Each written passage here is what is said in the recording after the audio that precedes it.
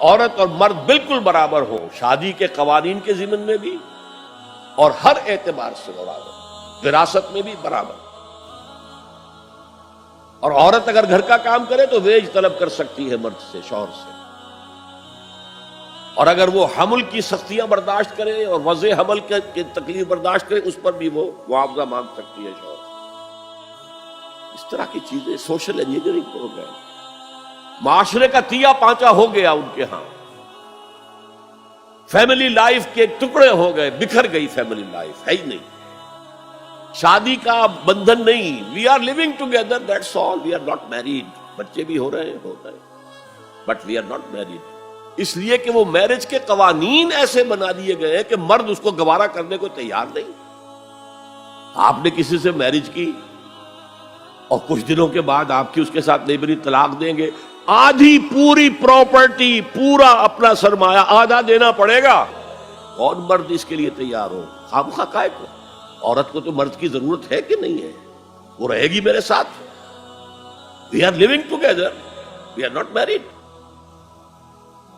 یہ ہے جو اقبال نے بات کہی تھی وہ 100% پوری ہو چکی ہے، تہذیب ختم ہو چکی ہے، تہذیب سنڈاس بن چکی ہے، مغربی تہذیب، تمہاری تہذیب اپنے خنجر سے آپ ہی خودکشی کرے گی، جو شاخ نازک پہ آشیانہ بنے گا ناپائیدار ہوگا۔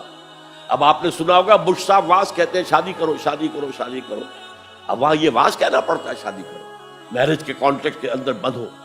بہرحال اس وقت کا سارا عالم انسانی بشمول عالم اسلامی کے طاغوت کی گرفت میں ہے، اور یہ طاغوت اصل میں دجالیت ہے، دجل فریب کو کہتے ہیں۔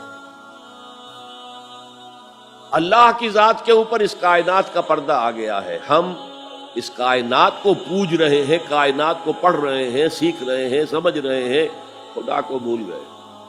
حیات اخروی پر حیات دنیاوی نے پردہ ڈال دیا ہے، دجل اصل زندگی وہ ہے اسے بھول گئے ہیں، اور اس زندگی میں مگن ہے، گم ہے۔ کافر کی یہ پہچان کے آفاق میں گم ہے، اور مومن کی یہ پہچان کے گم اس میں ہے آفاق۔ یہ سارا نظام دجالیت کا نظام ہے، اور پورے عالم اسلام پر یہ حاوی ہے، مسلط ہے، کوئی ایک ملک بھی اس سے بچا ہوا نہیں۔ اس پس منظر میں دیکھیے، اسلام ایک اصولی انقلابی دعوت ہے، بدلو اس نظام کو، بدلو اس نظام کو۔ یہ جتنا کام مشکل پاکستان میں اتنا ہی یہاں ہے، کیا فرق ہے؟ 57 سال ہو گئے ہمیں، جو ملک لیا تھا اسلام اسلام اسلام اسلام کی رٹ لگا کر، وہ کہاں اسلام لایا؟ مسجدیں عالی شان بنا دی ہیں، ٹھیک ہے، لیکن اس کے علاوہ کیا؟ کہاں اسلام؟ کہاں اسلام کا سیاسی نظام؟ کہاں اسلام کا معاشی نظام؟ کہاں اسلام کا معاشرتی نظام؟ مخلوط معاشرہ ہے۔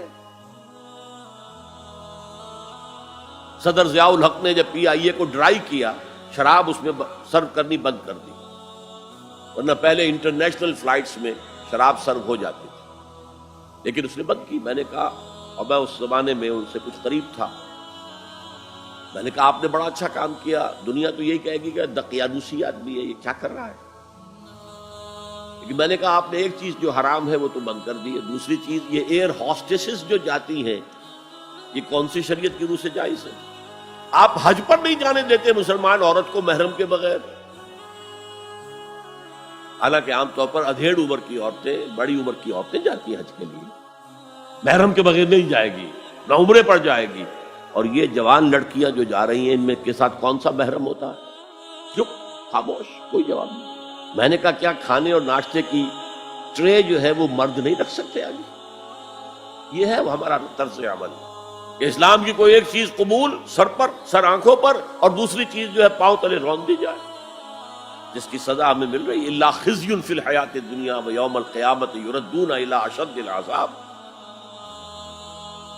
تو اب میں نے عرض کیا، کوئی ملک ہو، اقلیت میں مسلمان ہو، اکثریت میں ہو، کوئی فرق واقع نہیں ہوتا، ہر جگہ پر اسلام کو ایک اصولی انقلابی دعوت کی حیثیت سے پیش کیا جائے۔